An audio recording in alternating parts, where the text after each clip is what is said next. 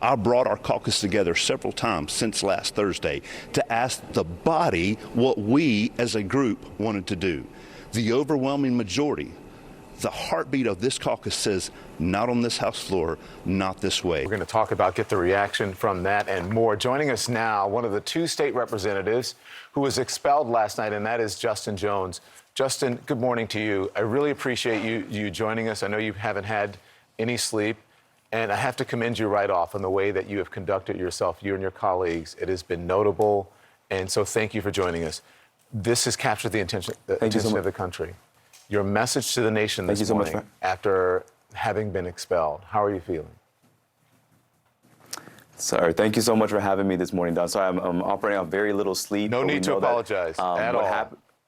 What happened yesterday was a very sad day for democracy, not just in Tennessee, but in this nation. And so I think that there's a lot of thoughts going through my head. The House Republicans chairman who you just saw in this video is still doubling down, even though he is the same Republican chairman who engaged in inappropriate behavior and is still in leadership, as you can see, and was not expelled. But, you know, we have been expelled for standing with our constituents, but I have no regrets and will continue to speak up for District 52 and for Tennesseans who are demanding change. Let's talk a little bit more about your colleague. You're talking about Jeremy Faison. He's a Republican caucus chair in the State House. Last night, he did an interview with my colleague, Caitlin Collins, and he said he was wondering why you haven't apologized. Let's listen, and then we'll get your response. I'd like to add to y'all, they've not backed down from that either. You know, I told them earlier today, I feel like if they would have said, you know what, we messed up. I mean, what American, what human won't bring forgiveness and redemption, but they've doubled down and went so far as to stand in the well today and said, I'd do it again. I mean, you haven't apologized? What is your response to that? I mean, I think Representative Faison needs to reflect on his own actions as a representative. Earlier this year, last year, Representative Faison pulled down the pants of a referee because he got mad at a basketball game. And he's still in Republican leadership, not expelled, not sanctioned in any way. And so for him to tell us to apologize for standing up for our constituents. I told the speaker and I told that body yesterday that I would apologize when they apologize to the families in Covenant and in the mass shootings across this nation, particularly in our state, at Covenant and Antioch, in the Waffle House mass shooting, for these reckless gun laws that they passed that allowed people to lose their loved ones. Apologize to the families of the victims of these mass shootings, and we will apologize for our actions. I think I know the answer to this, but I have to ask you anyway, just for the record. So you could be reelected. Do you want to serve again, Justin? I mean, definitely. I think what happened was a travesty of democracy because they expelled the two youngest black lawmakers, which is no coincidence, from the Tennessee legislature because we are outspoken, because we fight for our district. And I would, want to continue to do that, and whether I'm inside the chamber or outside the chamber. Because what we saw in Tennessee yesterday was an attack on democracy and a very overt racism. As you can see, that the two youngest black lawmakers were kicked out, but our colleague, my dear sister Gloria Johnson, a white woman, was not. And we see clearly, the nation has seen clearly what is going on in Tennessee. Yeah, listen, to say there's a double standard, some people may sort of speculate about it, but I think it is obvious considering that the two black members who were men, right, were expelled, but the white woman was not. What do you want to say to that? Speak more, please.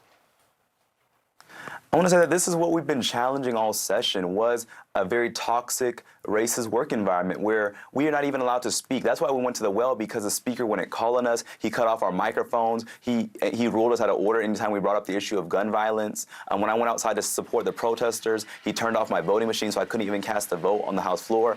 I mean, this is what we've dealt with all session. And yesterday, the nation was able to see that we don't have democracy in Tennessee, particularly when it comes to black and brown communities. And so, what we saw yesterday was an attack on this future of a multiracial democracy. But we are the state where the birthplace of the Klan. We're a state where we had a KKK statue in our capital until very recently, and we protested to have that removed. But what they're trying to do is to bring us back to days that we don't want to go to. If I didn't know this happened to me, I would think that this was 1963 instead of 2023. If the Nashville City Council next week wants to appoint you as an interim representative to your district, you would do it? Most definitely. Yes. Let's talk about the issue. Well, let me ask you why, considering all everything that has happened right now? Why even go through all the rigmarole? Because it's important to let them know that democracy, we will fight for democracy. We will fight for a multiracial democracy. And so this extreme tactic to expel us and to try and humiliate us has only put a spotlight of the world on Tennessee. And so I will go back because fighting for the future, I'm 27 years old, fighting for the future that I want to live in, that I want my children to live in, it's worth whatever sacrifice that we have to give, whether it's being expelled, whether it's being in a hostile environment, because I want to create a community that our young people cannot just survive, but they can thrive and flourish. And that's what we were asking. The most very basic thing was to ban assault weapons so we can stop these mass shootings. Instead, they responded by assaulting democracy. And that is shameful and it's very scary. Do you think you can work with them? There's so much opposition there. I mean, we are the voice of the opposition party. Our role, in our party, there was only 24 members. Now there's 22, 75 Republicans. Our role was to be a speed bump, to try and stop them from driving this train off the cliff so that we no longer have democracy. I mean, our job was to be a voice of moral dissent. Our job was to be a voice of check on power. That was what we did, and that's what we did every day we were in the body, which is why they expelled us. Because in every committee I was on, I stood up and spoke out on the House floor. We're some of the most outspoken members, and they retaliated not because of that one incident of us going to the well and joining those young people protesting gun violence, but because they got tired and did not feel like young black men have a right to be at the same dais as them. They felt like young black men don't have the right to sit in the chamber with them. They don't see us as equal. The House Speaker Cameron Sexton has trafficked in the rhetoric of racism. He's trafficked in the rhetoric of racialized narratives. And so we know what we're facing, but it's worth whatever sacrifice we have to make because the future we want to live in is what we're working for. One last thing. In an odd way, this has given you a much bigger platform. Right? The White House is weighing in, the current and the former White House, current and former presidents both weighing in on this. How do you tend to use that newly garnered platform, elevated platform that you have?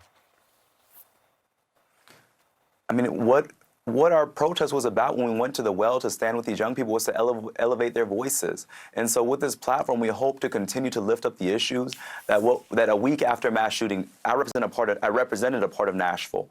And our community is still grieving. Our community is in trauma. These young people are begging us to say, we want to live in schools. We must continue to lift up the issues. And like I told my colleagues who expelled me, no matter if they vote to expel me or not, what I did was for their children and grandchildren too. We want their children and grandchildren to be safe from mass shootings. We want them to live lives where they can flourish and be children and not have to do active shooter drills or live in schools that look like militarized zones. And so we'll continue to lift up the issue and we'll continue to speak truth to power. And I'll be back at the Capitol on Monday on the outside with those protesting, demanding action from my former colleagues. Justin Jones, we appreciate you joining us. Our regards, best to you, best of everything to you and your colleagues. Thank you so much. Thank you.